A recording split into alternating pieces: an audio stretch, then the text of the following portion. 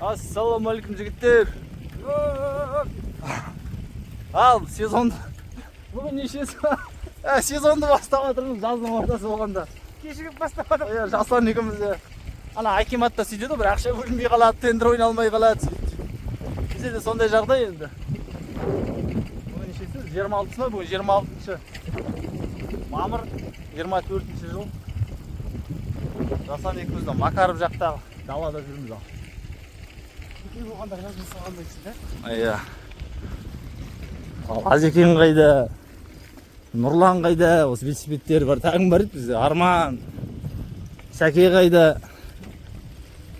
Біраз жігіттер бар еді, негіз велосипедпен шығамыз, ойбай деп жүрген. Бірақ Нұрлан біздің чатта емес қой енді. Нұрлан енді ана жылқымен шығатындардың чатына кіріп кеткен шығар деп ойлаймын. Солай емес пе? Ал жақсы, кездескенше жігіттер. Былтыр 5-6 тауып едік, білмеймін биыл сол екеуміз қалып жатыр енді. Хабарласыңдар енді. Аман болайық.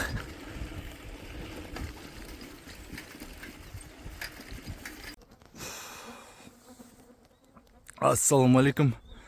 Нұреке, көрдіңіз бе? Мынаны бізде бытыққана дейді. Орысша машкара. Қазақшасы масқара ғой енді.